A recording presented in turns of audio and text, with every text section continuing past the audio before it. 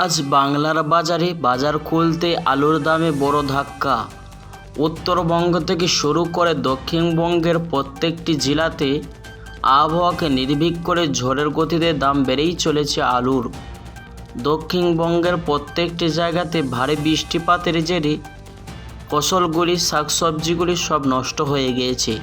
তাই সকল ক্রেতাদের এখন একটি ভরসা, তা হলো আলু। আর শুধু দর্শক, ভিন রাজ্যে শুরু হয়ে গেল আলুর রপ্তানি, যার ফলে বাজারে বিশেষজ্ঞরা অনুমান করছে আগামী কয়েকদিনের মধ্যে আলুর বন্টের দাম 1,10,000 ঘনির পার করতে পারে। তো প্রিয় বন্ধুরা, বিস্তারিত জানতে ভিডিওটি শেষ পর্যন্ত মনোযোগ সহকারে দেখবেন। আর প্রতিদিন নিয়মিত আলুর দরদামের আপডেটগুলি জানতে আমাদের ইউটিউব চ্যানেলটি সাবস্ক্রাইব করুন। আসুন শুধু দর্শক মণ্ডলী, চলেন এবার দেখে নেওয়া যাক পশ্চিমবাংলার কোন কোন ইউনিটে কত দাম আলুর পড়ছে। হুগলি জেলার আরামবাগে জ্যোতির আলুর 50 কেজি বস্তা হিসাবে 350 থেকে 370 টাকা। রেডি আলুর দাম ফ্রি ফন্টের 540 টাকা।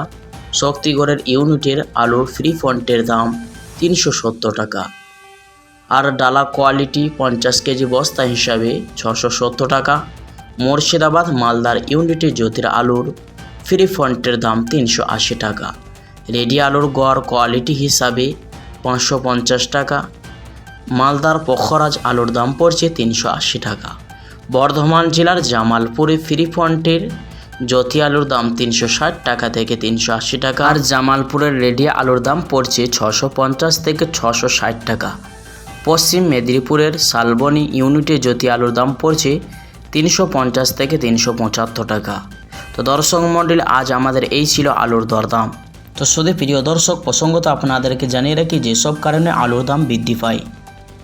আলুর ফলন এবং সরবরাহ বাজারের দামকে প্রভাবিত করে। যদি উৎপাদন কম হয় তাহলে দাম বাড়তে পারে।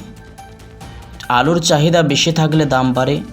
পরিবহন খরচ এক জায়গা থেকে অন্য জায়গায় নিয়ে গেলে আলুর দাম বৃদ্ধি পায়। আর পশ্চিমবঙ্গের আলুর দাম সাধারণত শীতকালে কম থাকে, কারণ এই সময় প্রচুর পরিমাণে আলু উৎপাদিত হয়। আর গ্রীষ্মকালে আলুর দাম তুলনামূলকভাবে বেশি থাকে, কারণ এই সময় বাজারে আলুর সরবরাহ কম থাকে।